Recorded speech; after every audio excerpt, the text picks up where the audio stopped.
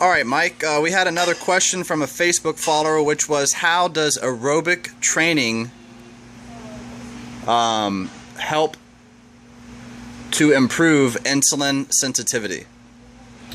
Okay, when you think of being insulin insensitive, think about the muscle's mitochondria. And that's the component of the muscle that controls the extraction rate of oxygen being delivered. It also controls the rate of lactic acid being accumulated. It also controls the rate of fat being metabolized. But people who are insulin insensitive, a lot of it has to do with their muscles losing mitochondria as they age because they don't do aerobic work off VO2. And it has a lot of young people today that have been more sedentary or have exercised in models that don't stimulate mitochondrial development. So what type of training is going to be the best for the person to prevent type 2 diabetes if they have it run in their family? Irrespective of what you weigh at the moment, you want to be able to look long term.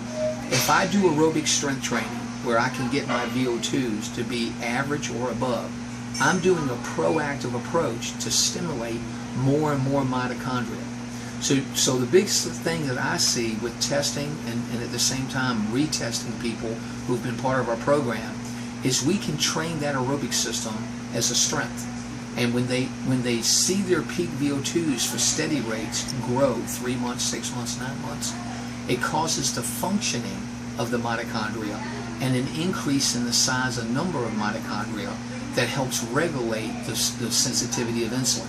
That means your A1Cs will get back to issues that are better than if you didn't do it.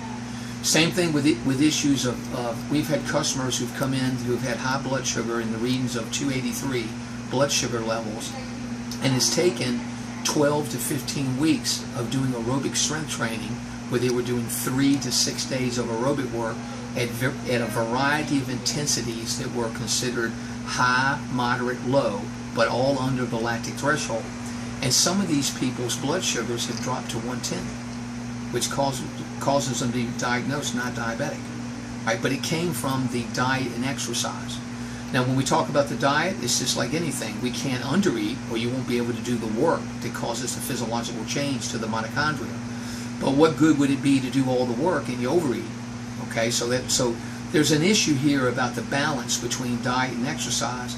But what I see going on right now is the drop of the ball is people that know exercise is important to the health for managing diabetes. It's not much talk about how do we stimulate mitochondrial development, because for whatever time you invest in the training purpose, it has to be geared towards that single factor. So for somebody asking this question, how does aerobic activity help to improve insulin sensitivity? I guess logically they're asking because they either A, want to prevent diabetes, or B, they want to manage diabetes. That's correct. And they can do that, it sounds like, by simply doing aerobic training and a structured aerobic training based on exercise science like you do here, which will increase your mitochondria development. So exactly that. So let's say right now I don't know my peak VO2. Then you can overtrain or undertrain, and then there'll be no change in mitochondrial development. In fact, you might even cause loss of mitochondrial development, not from invested time, but the way you went about the program. If you choose to do a model of exercise that really doesn't stress the aerobic system to your peak ability, that's wasting time. So you're saying walking the dog at night for 30 minutes doesn't do too much to my heart and my cardiovascular system? Good, very good point. If you got a VO2 that we can test right now and it's 35 milliliters, and that's below average for your age, but we test it and find what it is, and then when you are spending time walking the dog, you don't use but 10 milliliters because of the nature of the walk as the dog goes to the bathroom, that's not going to prevent that 30 milliliters from getting worse by next year, even if you walk at that pace all day long. So there's a minimum amount of intensity that's needed to cause physiological change that people right now really is not being talked about like it should. So for somebody walking the dog using 10 milliliters and they were tested at 35 and they want to improve their output, they would have to do exercise at their limit, sustained for X amount of minutes in order to kind of push the bar, so to speak, and bump up their intensity level. You got it. So there's a minimum intensity and at the same time a maximum, which means if they were to push a pace that took them up to 40 milliliters, well, that wouldn't be sustained. That would cause lactic acid to accumulate and they wouldn't be able to sustain it. Well, then if you can't sustain it, you can't cause mitochondrial function to go up. So they could try too hard. But at the same time, I see people take the steps versus the elevator, and people at work have a feeling they're doing something to be proactive in their health. Well, that's all been passed on as a thought process, but it's not true. And here in the United States, we have the highest obesity rate in the world, and you know, you can only think that technology has to have something to do with that. You know, I mean, whether it's cars or cell phones or whatever the situation is, it just seems like people naturally, because of technology, are doing less and less physical activity. So with that being said, physical activity, if that's what we do to survive, then we do it. If I'm a farmer, I have to do the farm work to survive. But I don't want to have the misconception that that stimulates a physiological change compared to aerobic strength training, because they're not equal. Right. All right. And then at the same token, the medical field has some responsibility that if they believe that exercise and diet is critical to health, don't belittle how we do it. Get the information to the individual and let them make the choices of whether they do it or not.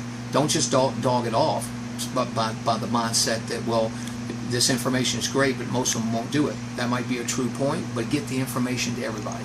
And from my understanding, you've had a number of local doctors here in Mechanicsville refer their patients to you, whether they have diabetes or high cholesterol or what have you. And these particular patients prefer not to be on medicine, so they come here looking for some sort of exercise prescription. Is that correct? That's correct, but at the same time, it's nowhere near enough. See, right now, we've got a disease management... Because they're playing catch-up. Because they're playing catch-up. Okay. So the idea with the mindset today, how many doctor visits, if there's information that's valuable, that can be practically applied, well, then every medical professional should support it. It shouldn't be a few. It should be everyone if they're concerned about the patient's health. All right. Would you like to say anything else? I want to thank all the viewers and thank people who obviously have questions and have followed us. And thank you, Nate, for doing such a great job of giving us the opportunity to be able to get this information out with everything you do. All right. We'll be coming out with more videos soon. Thanks.